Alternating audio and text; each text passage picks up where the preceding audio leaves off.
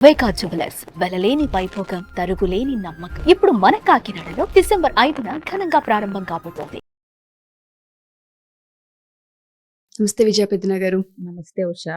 ఫ్రెండ్షిప్లోనైనా, వివాహ బంధంలోనైనా, బిజినెస్లోనైనా ఇద్దరు పార్ట్నర్స్ కలిసి ప్రయాణం చేస్తున్నారు అన్నప్పుడు ట్రస్ట్ చాలా ఇంపార్టెంట్ అని చెప్తుంటుంటారు. కొన్నిసార్లు కొన్నిటిని హైడ్ చేయడానికో లేదు అంటే అవసరం డిమాండ్ చేసో అబద్ధాన్ని ఆడాల్సిన అవసరం వస్తూ ఉంటుంటుంది. బ్రేకప్ అయిపోయే అవకాశాలు కూడా కనిపిస్తూ ఉంటుంటాయి. నమ్మకం అనేది ఒక బంధాన్ని ఎంతవరకు నిలబెడుతుంది, ఏ విధంగా నిలబెడుతుంది అంటారు? నమ్మకంకున్న వాల్యూ ఏంటి రిలేషన్షిప్లో? అబద్ధాలు అసలు ఆడాల్సిన అవసరం జనరల్గా అందరికీ వస్తానే ఉంటుంది ఏదో ఒక సిచ్యుయేషన్లో డెఫినెట్గా. అయితే అస్సలు అబద్ధం ఆడకుండా జీవితాన్ని నడపగలమా అంటే అది అబద్ధం అనే చెప్పు. ఎందుకంటే చిన్న చిన్నవి అవతల వ్యక్తుల మనసు నొచ్చుకోకుండా ఉండటానికో, లేకపోతే అవతల వ్యక్తికి నష్టం లేకుండా మనకి అది లాభం కలిగించే విషయం అయినప్పుడు చిన్నవి వైట్ లైస్ అంటాం మనం. అవి వాటి వల్ల ఎవరికి పెద్ద నష్టం లేదు, అదేదో పెద్ద క్యారెక్టర్ డ్యామేజ్ అని కూడా నేను అన్ను. ఎందుకంటే ఇప్పుడు కొంచెం లేట్గా వస్తాడు మన అబ్బాయి కాలేజ్ నుంచి. క్లాస్ అయిపోయిన తర్వాత ఏటో షికార్లకి వెళ్ళి ఏదో స్నాక్స్ తినేసి వస్తాడు. ఏంటో ఒక అరగంట లేట్ అయిందంటే ఇవాళ క్లాస్ కొంచెం ఎక్కువసేపు ఉందంటాడు. ఎందుకు? ఆ జంక్ ఫుడ్ తిన్నాము అంటే కోప్పడతారేమో అనే భయం. ఇక్కడ అబద్ధం చెప్పటం కరెక్టా రైటా దాని మీద డిసెక్షన్ కన్నా కూడా దానివల్ల ఏంటంటే ఇక్కడ పెద్ద నష్టమేం జరగలేదు. అది తెలిసినా కానీ ఇక్కడ అతని మీద ఉన్న విశ్వాసం కోల్పోయేంత పెద్ద అబద్ధం కింద కన్సిడరేషన్ కాదు. రేపు తెలిస్తే కూడా ఏముందిరా స్నాక్స్ తిన్నాను రోడ్డు పక్కన బండి మీద అని చెప్తే అయిపోయేది కదా అంటే, ఆ బండి మీద తింటే అంటే అక్కడ శుభ్రత పరిశుభ్రత ఉండదని క్లాస్ బీగుతావని చెప్పలేదు. చిన్న చిన్నగా ఉంటాయి. బట్ అదే వాళ్ళు కూడా దాన్ని అలవాటు కింద మార్చుకుని చిన్న వాటితో గట్టెక్కుతున్నాం కదా అని పెద్ద పెద్ద అబద్ధాలతో జీవితాన్ని మొత్తం లాగించేయచ్చు అనుకున్నప్పుడు మాత్రం అది కరెక్ట్ కాదు. ఇప్పుడు ఇంకొకటి, ఒక భర్త వాళ్ళ ఆవిడ హెయిర్ కట్ చేయించుకుని వచ్చి ఎలా ఉంది అని అడిగింది అనుకోండి, అది ఈయనకు అస్సలు నచ్చలేదు, ప్లస్ ఆవిడికి సూట్ అవ్వలేదని ఈయన బలంగా నమ్ముతున్నాడు అనుకోండి. ఇప్పుడు ఓకే కానీ నాకు అంత నచ్చలేదు అని చెప్పొచ్చు, లేకపోతే దరిద్రంగా ఉందని చెప్పొచ్చు, యాక్చువల్గా ఏం ఫీల్ అవుతున్నాడో చెప్పొచ్చు, చండాలంగా ఉందని. బట్ అంత బ్రూటల్ ఆనెస్టీ కూడా అవసరమా? ఇంకా బెటర్ది హెయిర్ కట్ అయితే బాగుండేది అనొచ్చు. అంటే ఆ నిజాన్ని చెప్పటంలో కూడా మళ్ళీ కమ్యూనికేషన్ అనేది వస్తుంది. చండాలంగా ఉందని చెప్పటం వేరు, దీనికంటే ఇంకొకటి అయితే బాగుండేదేమో అని చెప్పటం వేరు. సో ఇక అసలు మేజర్ ప్రాబ్లం ఎక్కడ వస్తుందంటే ఉషా, ఫైనాన్షియల్ ఇష్యూస్లో, ఎక్స్ట్రా మ్యారిటల్ అఫైర్స్లో, విషయాల్లో, అలాగే బిజినెస్లలో. అదే ఫైనాన్షియల్ అంటే బిజినెస్ వీటిల్లో వస్తుంది. ఇంకో మెయిన్ థింగ్ ఏంటంటే, నువ్వు చెప్పే అబద్ధం వల్ల నీకు లాభం ఉండి అవతల వాళ్ళకి నష్టం లేకపోతే కొంతవరకు బెటర్. నువ్వు వాడిన అబద్ధం వల్ల అవతల వ్యక్తికి అది తెలిసిన రోజున వాళ్ళకి నష్టం జరుగుతుంది, లేదంటే పూర్తిగా నువ్వు విశ్వాసాన్ని కోల్పోతావు, ట్రస్ట్ కోల్పోతావు అన్నప్పుడు అసలు అబద్ధం చెప్పకుండా ఉండటం బెటరు. నేనేమంటానంటే అసలు అబద్ధం ఆడాల్సిన పరిస్థితులు తెచ్చుకునేదాకా వెళ్లకుండా ఉంటే బెటర్ కదా. ఇప్పుడు మా అమ్మకి పరిశుభ్రంగా లేదు, హైజీనిక్గా లేదు కాబట్టి నేను రోడ్డు పక్కన బండి మీద తినటం ఇష్టం లేదు అని తెలిసినప్పుడు వాడు తిని వచ్చి అబద్ధం ఆడాల్సిన, అంటే అవతల వ్యక్తి అభిప్రాయానికి వాల్యూ ఇచ్చామనుకో అబద్ధాలు ఆడే సంఘటనలు తక్కువ అవుతూ ఉంటాయి. సో మా అమ్మ నేను బయట చెత్త తిన్నాను అంటే తెలిస్తే ఫీల్ అవుతుంది అని అనుకున్నప్పుడు తినకుండా రావటం బెటరు. 2 తినదలుచుకున్నప్పుడు మంచి ప్లేస్లో తినటం బెటర్. అంటే నేను అనేది ఏంటంటే, లేట్ అయింది ఏంటి అని అడిగినప్పుడు నువ్వు జెన్యూన్గా నిజం చెప్పే అంత ఆథెంటిక్గా ఉన్నప్పుడు అసలు ఇలాంటి అంటే అబద్ధం చెప్పటం, చెప్పానని గిల్టీగా ఫీల్ అవ్వటం, తెలిస్తే వాళ్ళు ట్రస్ట్ కోల్పోవటం, ఇవన్నీ ఒక చిన్న అబద్ధం దగ్గర మొదలవుతుంది. అవునా? ఇందులో ఎక్కువ మట్టుకు నీకు అవసరం ఉందా అంటే లేదు, నీ ప్లెజరే ఉంది. అవునా? నువ్వు అంటే సరదాగా తింటున్నావు, పోనీ తినేదేదో మంచి ప్లేస్లో తింటలేదు. అవతల వ్యక్తులు ఎందుకు వద్దంటున్నారు ఆ ప్లేస్లో తినొద్దని? అక్కడ బాగోపోతే ఏదన్నా ఇన్ఫెక్షన్స్ మోషన్స్ అయ్యే అవకాశాలు ఉన్నాయి కాబట్టి వద్దంటున్నారు. సో అయితే ఒక వ్యక్తిని కన్విన్స్ చేసి నేను అప్పుడప్పుడు తింటాను అని ఒప్పించగలిగి ఆ పనులన్నా చెయ్యాలి. ఇది నేను చిన్న ఎగ్జాంపుల్ చెప్తున్నాను. నువ్వు దీన్నే పెద్ద పెద్ద విషయాలకు కూడా అన్వయించుకునేలాగా చేసుకోవచ్చు. Hmm. ఇంకొకటి ఫ్రెండ్షిప్ అని చెప్పి మోసం చేస్తూ ఎక్స్ట్రా మ్యారిటల్ అఫైర్స్ కంటిన్యూ చేసే వాళ్ళు ఉంటారు. అవతల వ్యక్తినేమో వాళ్ళది ఫ్రెండ్షిప్ అనే భ్రమలో ఉంచుతారు అబద్ధం చెప్పి. అవును. వీళ్ళేమో చక్కగా ఎంజాయ్ చేస్తూ ఉంటారు లైఫ్. ఇది వాళ్ళు అనుకుంటా ఉంటారు, వావ్ నేను ఎంత తెలివిగలని బాగా మేనేజ్ చేస్తున్నాను అని. బట్ అది బయటపడ్డ రోజున ఎంత పెద్ద నష్టం జరుగుతుంది, ఆవిడ ఉంటుందా వెళ్ళిపోతుందా అనేది పక్కన పెడితే, పిల్లల కోసం ఉండొచ్చు, సమాజం కోసం ఉండొచ్చు, బట్ నిన్నైతే జీవితాంతం నమ్మదు కదా ఇంకా. ఎగ్జాక్ట్లీ. సో ఒక వ్యక్తి, నీ జీవితంలో ముఖ్యమైన ఒక వ్యక్తి యొక్క ట్రస్ట్ని, విశ్వాసాన్ని, నమ్మకాన్ని కోల్పోతున్నావు నువ్వు చెప్పే అబద్ధాల వల్ల. ఎస్పెషలీ నేను అన్నట్టు ఒక మనిషి నిజ స్వరూపం ఏంటో తెలియాలంటే వాళ్ళతో మనకి ఫైనాన్షియల్ లింక్స్ ఉండాలి. అర్థమైందా? వాళ్ళతో అంటే ట్రావెల్ చెయ్యాలి, ఓకే, కొన్ని రోజులు కలిసి ఉండాలి. ఇలా ఉన్నప్పుడు అసలు యాక్చువల్గా ఏంటి అనేది బయటపడటానికి ఎక్కువ అవకాశం ఉంటుంది. కొంతమంది అంటే వాళ్ళు ఎలా ఉన్నారు అనేది ఊరికే కబుర్ల ద్వారా అప్పుడప్పుడు కలవటం కంటే కూడా ఏదన్నా డబ్బు రిలేటెడ్ విషయాల్లో లింక్ ఉన్నప్పుడు అవతల వ్యక్తులు ఎలాంటి వాళ్ళు అనేది మనకి క్లియర్గా తెలుస్తుంది. ప్లస్ వాళ్ళతో ఇంటరాక్షన్స్లో ఉన్నప్పుడు వాళ్ళు వేరే వ్యక్తులతో ఎలా బిహేవ్ చేస్తున్నారో తెలిసినప్పుడు ఊరికే అబద్ధాలు ఆడుతున్నారా, అవసరం ఉన్నా లేకపోయినా అబద్ధాలు ఆడుతున్నారా, వాళ్ళ బిహేవియర్ ఏంటి, సూపర్ఫిషియల్గా ఏంటి అనేది ఈజీగా అంచనాకి రావచ్చు. మీరు అన్నట్టుగానే రిలేషన్షిప్లో కనుక మనం చూస్తే ఎక్స్ట్రా మ్యారిటల్ అఫైర్ గురించి నేను మాట్లాడతాను. ఎక్కువ మంది వైఫ్స్ కనిపెట్టినప్పుడు వాళ్ళకి తెలుస్తూ ఉంటుంది. మీరు అన్నట్టుగా మనం ఏ విధంగా ఐడెంటిఫై చేయొచ్చు అన్న కొన్ని వీడియోలు కూడా మనం చేసాం. మొబైల్ ఆఫ్ చేసి పెట్టడం, పక్కనున్నప్పుడు సైలెంట్లో పెట్టడం, టర్న్ చేసి పెట్టడం, ఇటువంటి మనం చూస్తుంటుంటాం. ఎక్కడో తెలియని డౌట్తో ఆడవాళ్ళు ఆ ఆవేశాన్ని, ఆ పెయిన్ని ఆపుకోలేక అడగాలన్న ప్రయత్నంలో అడిగేస్తుంటుంటారు. ఆ టైంలో కనుక చెప్పే అబద్ధం ఎటువంటి దెబ్బతీసే అవకాశం ఉంటుంది అంటారు రిలేషన్షిప్ని? నేను ఫస్టే అందుకే అన్నాను ఉషా, దొరికిపోతే ఇబ్బంది, ఈ పని నేను చేయకూడదు. అసలు అబద్ధం ఎందుకు ఆడతాం మనం? ఎస్కేప్ అవడానికి. ఎగ్జాక్ట్లీ. ఎస్కేప్ అవుతున్నావు అంటే ఏంటి? ఏదో చేసావు. ట్రూ. అంతే కదా, చిన్నదో పెద్దదో. డెఫినెట్గా చిన్నదో పెద్దదో. అవును. సో నువ్వు అబద్ధం చెప్పాల్సి వచ్చింది అంటే నువ్వు చేసేదో లేకపోతే చెప్పేదో అవతల వ్యక్తికి నచ్చదు అని నీకు తెలవబట్టే కదా నువ్వు అబద్ధం ఆడేది. అవును. అవునా? సో నీకు అవతల వ్యక్తికి ఆల్రెడీ ఇది నచ్చదు అని తెలిసినప్పుడు అది చేయటం ఎందుకు, దాన్ని కవర్ చేయటం ఎందుకు అనేది ఇక్కడ క్వశ్చన్. అబద్ధం ఆడటం కరెక్టా రైటా కనే కంటే కూడా మనం ఫస్ట్ అబద్ధం ఆడే పరిస్థితుల్లో ఇరుక్కోకుండా ఉంటే బెటర్ కదా అనేది ఆలోచిస్తే గనక ఎవరికి ఎక్కువ ప్రాబ్లమ్స్ రావు. సో నువ్వు చేసే తప్పు అది అవతల వ్యక్తికి నచ్చదు. అది పేరెంట్స్ అవనివ్వచ్చు, పిల్లల వైఫ్ అవ్వచ్చు, ఏదైనా, హస్బెండ్ అవ్వచ్చు, ఎవరైనా. నువ్వు చేసే పని మీ అమ్మ చెప్పినా నచ్చదు, మీ నాన్నకి చెప్పినా నచ్చదు, నీ భార్యకి చెప్పినా నచ్చదు, సమాజం చూసినా నచ్చదు అన్నప్పుడు అసలు చేయటం ఎందుకు? ఇక్కడ నీ టెంప్టేషన్ని నువ్వు కంట్రోల్ చేసుకోలేకపోవటం, నీ ఆకర్షణలకు లోనవ్వటం, వీటి వల్ల. ఇంకొకటి నేను అన్నట్టు చిన్న చిన్న అబద్ధాలు ఆడటం సహజం. ఇప్పుడు ఆవిడ చీర కట్టుకుంటే ఆవిడకి బాగోలేదని తెలిసి నువ్వు బాగుందని చెప్తే ఆవిడ సంతోషిస్తుంది కాబట్టి నీకు వచ్చిన నష్టం లేదు, ఆవిడకి వచ్చిన నష్టం లేదు. అబద్ధం చెప్పు, అవతల వ్యక్తికి ఆనందం కలుగుతున్నప్పుడు చెప్పు, దానివల్ల నీకు నష్టం లేనప్పుడు. లేదు నువ్వు ఆవిడ అందరిలో అద్భుతంగా ఉండాలని అనుకుంటే ఈ చీర వద్దులే వేరేది కట్టుకో, దీనికంటే వేరేది బాగుంటుందని చెప్పు, ఇదంత బాగాలేదని చెప్పు. అబద్ధాలు ఆడటం కంటే కూడా ప్రతి చిన్న విషయానికి ఒక రకంగా నిజాలు అవతల వ్యక్తికి అంటే ఒక క్షణం మనసు చూక్కుమన్నా వీడు నిజమే చెప్తాడు అనే ఒక అభిప్రాయాన్ని నువ్వు క్రియేట్ చేసిన రోజున నువ్వు చెప్పిన దానికి వాల్యూ ఇస్తారు. ఎగ్జాక్ట్లీ. ఇప్పుడు ఇతన్ని అడిగితే కరెక్ట్ గా చెప్తాడు అసలు చీర బాగుందా లేదా, ముఖస్థుతి కోసం కాకుండా. కాబట్టి అడిగి జెన్యూన్ గా డిసైడ్ చేసుకుంటది రేపు నుంచి ఆవిడ. ఇక్కడ భర్త బాగుందని వెళ్ళాక ఈ కలర్ అంత బాగాలేదు, నీకు గాడిగా ఉందో లేకపోతే నీకు చాలా మంచి చీరలు ఉన్నాయో అని మళ్ళీ ఎవరో అనే బదులు ఇది నీకు బాగాలేదు వేరేది కట్టుకో, నలుగురిలోకి వెళ్తున్నావు కదా అని ఒక హస్బెండ్ చెప్పాడు అనుకోండి, ఆవిడికి ఒక క్లియర్ కాన్సెప్ట్ వస్తుంది. ఓకే ఇతను బాగా చెప్పగలడు, నిజమే చెప్తాడు, బాగుంటే బాగుందంటాడు, బాగాలేకపోతే బాగాలేదంటాడు అని. ఆ తర్వాత కాన్ఫిడెన్స్ కూడా వస్తుంది, ఇతన్ని అడగొచ్చు, ఇతని మీద రిలై అవ్వచ్చు బాగుందా లేదా అని తెలుసుకోవాలంటే అని. సేమ్ అప్లైస్ టు ఏదైనా సరే.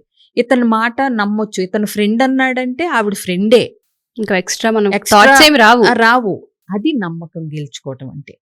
సో అవి రోజువారీ నువ్వు చేసే చిన్న చిన్న పనుల వల్ల, చిన్న చిన్న వాటికి కూడా నువ్వు చెప్పని అబద్ధాల వల్లే బిల్డ్ అవుతుంది. అది పెద్ద విషయాలకి ట్రస్ట్ వచ్చేయాలంటే ఎక్కడి నుంచి వస్తుంది? రోజు జరిగే చిన్న విషయాల్లోనే నువ్వు జెన్యూన్ గా, ఆథెంటిక్ గా, సెల్ఫ్ అంటే నీది నువ్వు. ఇప్పుడు నాకు ఆవిడ చేసిన ఉప్మా నచ్చలేదు, లేకపోతే అతను ఏదైనా వైఫ్ అండ్ హస్బెండ్ ఇద్దరిలో ఎవరైనా గురించి మాట్లాడదాం మనం. భర్త అలవాటు ఒకటి మీకు ఏదన్నా నచ్చలేదు, అది ఇలా చేస్తే చెప్పటం నేర్చుకో, కానీ అందంగా చెప్పు, కానీ చెప్పు. ఈ అలవాటు నన్ను ఇబ్బంది పెడుతుంది, ఇది కొంచెం మార్పులు చేర్పులు చేసుకుంటే బాగుంటుంది. అంటే ఇప్పుడు ఫర్ ఎగ్జాంపుల్ గోల్డ్ కొరుక్కుంటాడు హస్బెండ్, అది ఆవిడకి నచ్చలేదు అనుకోండి, క్లియర్గానే చెప్పొచ్చు, ఆ గోల్డ్ కొరుక్కోవటం అలవాటు అనేది నాకు అంత నచ్చట్లేదు, అది మంచిది కూడా కాదు, కొంచెం స్లోగా తగ్గించుకుంటే బెటర్ అనేది నువ్వు చెప్పొచ్చు. చెప్పినప్పుడు దానిలో నిన్ను అక్యూజ్ చేయటానికి, నిన్ను కావాలని రెచ్చగొట్టటాకంటుందా, అందులో నిజాయితీ ఉందా అనేది గోల్డ్ కొరుక్కునే ఆ భర్తకు తెలుస్తుంది కదా, నేను కొరుక్కుంటున్నాను కాబట్టి అందని. అలా కాకుండా నీలో నువ్వే సప్రెస్ చేసుకుని దాన్ని చూడలేక నలిగిపోయే బదులు క్లియర్గా చెప్పి, అలాగే మంచి విషయాలు మెచ్చుకుంటూ కూడా ఉండాలి. చెప్పినప్పుడు ఏంటంటే ఓకే, తనకు నచ్చని విషయం మనసులో ఏం పెట్టుకోదు, నచ్చకపోతే చెప్తుంది అనేది తెలిసినప్పుడు నీ ఆథెంటిక్ సెల్ఫ్ని చూపిస్తూ ఉంటే బెటర్. ఏది ఇలా ఉంటేనే కరెక్ట్, అలా ఉంటేనే కరెక్ట్ అని ఏం ఉండదు ఉషా. చిన్న చిన్న అబద్ధాలు ఆడేవాడు చాలా పెద్ద విషయాల్లో తప్పు చేస్తాడు అని ఢంకాపదంగా కూడా మనం అనలేము. చిన్న చిన్న విషయాల్లో నిజాలు చెప్తూ వచ్చేవాడు పెద్ద విషయాల్లో కూడా ఖచ్చితంగా నిజమే చెప్తాడు అనేది మనం బల్లగుద్ది చెప్పలేము, రాసి ఏం చెప్పలేము. బట్ మనకొక నమ్మకం, అవకాశం ఉంటుంది వాళ్ళని నమ్మటానికి. బట్ ఏదైనా సరే ఏమవుతుందంటే బంధాలు తెగిపోతున్నా ఇబ్బంది పడకుండా నిజం చెప్పటమే బెటర్ అవుతుంది. ఎందుకంటే మళ్ళీ బంధాలు అవసరమైతే మళ్ళీ అతుక్కోవచ్చు, కానీ నువ్వు అబద్ధాలు చెప్తున్నావు అనే ఒక విశ్వాసాన్ని కోల్పోయిన తర్వాత ఆ నమ్మకాన్ని తిరిగి తెచ్చుకోవటం కష్టం అవుతుంటుంది. నువ్వేంటో తెలిసిన తర్వాత బంధాలు కలవచ్చు, కానీ నువ్వు అసలు అబద్ధాలు కోరు అన్నాక అది నమ్మకం తెచ్చుకోవాలంటే అబ్బో అది చాలా కష్టం అవుతుంది. అందుకని ఈ అబద్ధాలు అనేది ఎలాంటి అబద్ధాలు, ఎందుకు చెప్తున్నారు. ఇప్పుడు ఇంకొకటి, ఒక అబద్ధం చెప్పొచ్చు, లోక కళ్యాణం కోసం చెప్తే అది బాగానే ఉంటుంది, నువ్వు ఒక అబద్ధం చెప్పటం వల్ల. ఇప్పుడు కొంతమంది హెల్త్ రిపోర్ట్స్ బాగోపోతే భార్యో భర్తో బాధపడతారని బాగానే ఉందని చెప్తారు, ఎందుకంటే ఇంకా ఏం చేసేది లేదు, బాగాలేదని చెప్పినా అవుట్ ఆఫ్ ద కంట్రోల్ వెళ్ళిపోయినాయి అని అన్నాక బాగానే ఉన్నాయని చెప్పొచ్చు, అవతల వ్యక్తులు బాధపడతారని. సో దానివల్ల బంధం ఏం తెగిపోదు, నీకు అర్థం. అందుకే అబద్ధాల్లో కూడా రకరకాల అబద్ధాలు ఉంటాయి. నువ్వు ఎందుకు చెప్తున్నావు? ఒక అబద్ధం చెప్తూ బాధ్యతగా ఉండే వ్యక్తి బాధ్యత గురించి అబద్ధాలు చెప్పొచ్చు, లేదా మోసం చేయటం కోసం అబద్ధాలు చెప్పొచ్చు. సో రకరకాలు ఉంటాయి. లేదా అన్ని విషయాల్లో బాధ్యతగా ఉంటూ జస్ట్ చిన్న చిన్న ఆనందాల కోసం ఎవరికీ నష్టం లేని అబద్ధాలు చెప్పొచ్చు. అవునా? ఫ్రెండ్తో సినిమాకి వెళ్ళొచ్చి భార్య మరీ గయ్యాళి, అసలు ఒప్పుకోదు ఫ్రెండ్తో సినిమాకి వెళ్తే అని అనుకుంటే ఆఫీసులో లేట్ అయిందని చెప్పటం వల్ల పెద్ద నష్టమేమి జరగదు అక్కడ. బట్ అలా అని అదే అలవాటు కింద చేసుకుని ఎప్పుడన్నా దొరికిపోతే ఆవిడ ఏ విషయానికి నమ్మదు. సో ఇట్లాంటివి ఉంటాయి. అలా అని అందరూ సత్యహరిశ్చంద్రులా అంటే ఇవాళ కాలానికి ఎవరో ఉండరు, నీతో నాతో సహా. చిన్న చిన్న ప్రతి ఒక్కళ్ళు ఆడతాం, అవునా? కాకపోతే దానివల్ల ఎవరికి వేసమెత్తు నష్టం లేదు, నీకు మాత్రం కొంచెం లాభం ఉంటుంది అనుకున్నప్పుడు ఒక చిన్న అబద్ధం ఓకే. బట్ ఏదైనా అబద్ధాల వల్ల ఏంటంటే బేసిక్గా ట్రస్ట్ కోల్పోయేంతటి అబద్ధాలు రిలేషన్షిప్స్లో ఎస్పెషలీ ఆడటం అనేది అంత సరైన పద్ధతి కాదు. ట్రూ. మరి ఇందాక ఒక మాట చెప్పారు, రిలేషన్షిప్ అనేది ఏంటంటే కొన్నిసార్లు మళ్ళీ తిరిగి కలిసే అవకాశం ఉంటూ ఉంటుంది, అటువంటి పరిస్థితి ఉంటుంది. కాబట్టి ఒకసారి మనిషి జరిగింది ఏంటి అని అడిగినప్పుడు అట్లీస్ట్ నిజాన్ని చెప్పే ప్రయత్నం చేస్తే, కనీసం కన్ఫ్రంట్ చేసినప్పుడన్నా ఇదిగో ఈ పలానా భయపడి నేను చెప్పాల్సి వచ్చింది. అవును. ప్లస్ దానిలో అవతల వ్యక్తికి జరిగే నష్టం తక్కువ ఉన్నప్పుడు వాళ్ళు కన్సిడర్ చేస్తారు. ఎగ్జాక్ట్లీ. అర్థమైందా? సో అది వేరు గాని పెద్ద మోసం చేసేసి, అబద్ధాలు ఆడేసి, మోసాలు చేసేసి, అవతల వ్యక్తులుని మనం బంధంలో నిలబెట్టుకోవాలి అని ఆశించడం మాత్రం Foolishness. మూర్ఖత్వం. True. నువ్వు నీ ఇష్టం వచ్చినంత మోసం, అబద్ధాలు ఆడేసి అయినా అవతల వ్యక్తి నిన్ను నమ్మాలి అనేది ఆశించడం కూడా తప్పే అవుతుంది. ఇంకొకటి నమ్మకం, మరి గౌరవం ఇవన్నీ అంటే కాపాడుకోవాలి, ఎర్న్ చేసుకోవాలి, అంటే సాధించుకోవాలి. సంపాదించుకోవాలి. అడుక్కుంటే రావు అని గుర్తుపెట్టుకోవాలి. కాబట్టి వాటిని అవతల వ్యక్తి మనకిస్తున్నప్పుడు వాటిని కోల్పోకుండా ఉండే ప్రయత్నం ప్రతి మనిషి, ప్రతి రిలేషన్షిప్ బాధ్యతగా తీసుకోవాలి. Exactly. Wonderful ma'am, thank you. ఎందుకంటే చాలా మందికి అవసరం ఈ ఎపిసోడ్. కొన్నిసార్లు ఫేస్ చేసి డైరెక్ట్గా మనం అడిగినప్పుడు కూడా ఓపెన్ అవ్వరు. అటువంటప్పుడు ఖచ్చితంగా నమ్మకాన్ని కోల్పోతూ ఉంటుంటాం. మళ్ళీ తిరిగి జర్నీ చేస్తున్నట్టే ఉంటుంది, కానీ నమ్మకం ఉండదు ఆ జర్నీలో. దాన్ని రిలీజ్ అవ్వగలిగితే చాలు. ఇంకొకటి ఉషా, ఇంతే ఇంపార్టెంట్ ఏంటంటే అవతల వ్యక్తికి అబద్ధాలు చెప్పాల్సిన అవసరాన్ని రిలేషన్షిప్లో రెండో వ్యక్తి కూడా క్రియేట్ చేయకూడదు. ఎగ్జాక్ట్లీ. అబద్ధాలు ఎప్పుడైనా ఎవరు చెప్తారు? చెప్తే తిడతారనో, చెప్తే నచ్చదనో, చెప్తే కోప్పడతారనో, ఏదో ఒక ఫియర్ ఉంటుంది. ఎవరికి తెల్లారి లేస్తానే అన్ని అబద్ధాలు చెప్పాలని ఎవరికి ఉండదు. అవునా? కానీ ప్రతి చిన్న విషయం స్ట్రిక్ట్ గా చూస్తూ మరీ అసలు ఒకే ఇలాగే గీత మీద ఉండాలి, లేదంటే అంటే అవతల వ్యక్తిని హింస అని నేను అన్నాను, కానీ కోప్పడుతూ నచ్చదు అనే విషయాన్ని బ్లంట్ గా చెప్తూ ఉంటే ఆబ్వియస్ గా వాళ్ళు చిన్న చిన్న విషయాలకు కూడా అబద్ధాలు చెప్పాల్సి వస్తుంది. అవునా? ఇప్పుడు కామన్ ఎగ్జాంపుల్ చెప్తాను.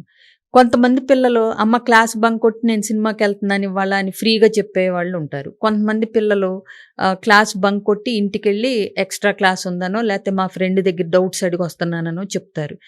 ఇద్దరూ కలిసే వెళ్తారు సినిమాకి. ఒకళ్ళ ఇంట్లో ఫ్రీగా చెప్పాడు, ఒకళ్ళ ఇంట్లో చెప్పలేకపోయాడు. అంటే ఏంటి? చెప్పే పరిస్థితులు కూడా ఇంట్లో వీళ్ళు చేసింది రైటా రాంగా అనేది కొంతసేపు పక్కన పెడితే ఆ ఫ్రీనెస్, అంటే ఇప్పుడు క్లాస్ బంక్ కొట్టి సినిమాకి వెళ్ళాడని తెలిస్తే ఎలా దాన్ని సర్ది చెప్పాలని తెలిసే పేరెంట్ ఉంటే గనక పిల్లలు బంక్ కొట్టి వెళ్ళాలా లేదా, వెళ్తే నిజం చెప్పాలా లేదా అనేది డిసైడ్ చేసుకోగలుగుతారు. ఒకసారి ఎందుకు పిల్లలు అబద్ధాలకి వెళ్తారు అంటే, ఒక ఇన్సిడెంట్లో ఏదన్నా నిజం చెప్పినప్పుడు వాళ్ళకి నెగిటివ్ కాన్సిక్వెన్స్ వచ్చినప్పుడు వాళ్ళు నిజాల్ని చెప్పటం దాచిపెడతారు. అర్థమైందా? సో మనం ఎవరికైనా సరే రిలేషన్షిప్లో నిజం చెప్పినప్పుడు అది మీకు నచ్చకపోయినా దాన్ని ఎలా రిసీవ్ చేసుకుంటున్నారు, అది నచ్చని విషయాన్ని ఎలా కన్వే చేస్తున్నారు, ఎలా తీసుకుంటున్నారు ఓపెన్గా అన్న దాన్ని బట్టి కూడా అవతల వ్యక్తి కూడా ఎప్పుడు నిజాలే చెప్పాలా, వీళ్ళకి అబద్ధాలు చెప్పాలా అనేది కూడా డిపెండ్ అయి ఉంటుంది.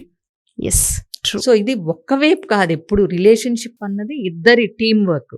సో నువ్వు ఆ వెసులుబాటు కల్పిస్తున్నావా లేదా నిజం చెప్తే, ఇప్పుడు చీర బాగాలేదు అన్నా అనుకోండి, మీకు అసలు ఏ టేస్ట్ లేదు, బాగున్నా బాగాలేదు అంటారు అని అందనుకో, ఇంకోసారి వాడు బాగోపోయినా బాగాలేదని ఎందుకు చెప్తాడు? బాగుందనే చెప్తాడు. ఎందుకంటే నువ్వు వినాలనుకున్నదే అవతల వ్యక్తి చెప్పాలి, నోట్లో నుంచి రావాలి అనుకుంటున్నప్పుడు వేస్ట్ కదా. సో అందుకని ఎప్పుడూ కూడా పూర్తిగా అబద్ధాలు ఆడే వాళ్ళదే 100% తప్పు అంటానికి కూడా లేదు. తల్లిదండ్రులకు డబ్బులు పంపిస్తారు, భార్య దగ్గర దాచిపెట్టే వాళ్ళు ఉంటారు, ఓపెన్గా చెప్పేవాళ్ళు ఉంటారు. ఎందుకు? తన తల్లికి తండ్రికి డబ్బు పంపి కూడా ఒక వ్యక్తి అబద్ధాలు ఆడాల్సిన పరిస్థితి ఎందుకు వచ్చింది? అబద్ధం చెప్పటం తప్పు అని చెప్పే మనమే అబద్ధాలు చెప్పాల్సిన అవసరం ఎందుకు వచ్చింది అన్న కోణంలో కూడా ఆలోచించకపోతే మనం కూడా న్యాయం చేయలేనట్టే. అలా అని అన్నిటికీ వర్తించదు, ప్రతిదానికి ఉంటాయి ఇఫ్స్ అండ్ బట్స్ ఉంటాయి, అన్నీ ఉంటాయి. అలా అని ఇప్పుడు భార్యకి చెప్పకుండా డబ్బు పంపటం తప్పు అనగలమా? భార్యకి అబద్ధం చెప్పటం ఇక్కడ తప్పు అనగలమా? అనలేము. అక్కడ తల్లిదండ్రుల పరిస్థితి ఏంటో, ఇతను పంపించే డబ్బుల మీద వాళ్ళు ఆధారపడ్డారు అనుకో, అంటే ఏంటి? ఇతన్ని పంపించటం ఆవిడికి ఇష్టం లేదు, ఒప్పుకోదు అన్నప్పుడే కదా ఈ అబ్బాయి ఆడాల్సి వచ్చింది. అవునా? ఇక్కడ ఎవరైనా సరే ఆవిడ పంపించినా ఆయన పంపించినా స్పౌజు పార్ట్నర్ ఒప్పుకోవట్లేదనే కదా అబద్ధాలు ఆడాలి. ఇలాంటివి కూడా చూసుకోవాలి. ఎంతసేపు అబద్ధాలు ఆడారు, మాకు నమ్మకం పోయింది, మాకు ట్రస్ట్ పోయింది అని కొంతమంది బెంబేలెత్తుకుంటూ ఉంటారు. బట్ నువ్వెలా ఉంటున్నావు? అసలు కామన్ సెన్స్ ఉన్న విషయాల్లో అబద్ధాలు ఆడాల్సిన పరిస్థితి పార్ట్నర్కి ఎందుకు కల్పించారు? ఇది కూడా చూసుకోవాలి. చాలా ఎగ్జాక్ట్లీ, ఇందులో బోత్ సైడ్స్ ఉన్నాయి, రెండింటిని క్రాస్ చెక్ చేసుకోవాల్సిన అవసరం ఉంది. Thank you ma'am. సో చాలా మందికి ట్రస్ట్ ఇష్యూస్ చాలా ఎక్కువగా ఉంటుంటాయి, ఎస్పెషల్లీ బిజినెస్ పార్ట్నర్స్కి అయితే తెలియని ఇన్సెక్యూరిటీస్ కూడా ఉంటుంటాయి. వివాహ బంధంలో అయితే ఒక రోజు కాకుండా ఒక రోజైనా కూర్చోబెట్టి చెప్పుకోగలమేమో, కానీ బిజినెస్ పార్ట్నర్స్లో అయితే కొన్నిసార్లు మొహమొహాలు కూడా చూసుకోలేరు, అంతలా ఉంటూ ఉంటాయి. అటువంటి వాళ్ళు ఎవరైనా సరే ఒకసారి రావాలనుకుంటున్నాము, మాకు కౌన్సిలింగ్ కావాలి, లేదా ఒక దగ్గర మాకు ఇట్లా అనిపించింది, మేము అడిగిన తర్వాత మాకు కొన్ని ఇష్యూస్ ఫామ్ అయ్యాయి అని మాట్లాడుతూ ఉంటుంటారు.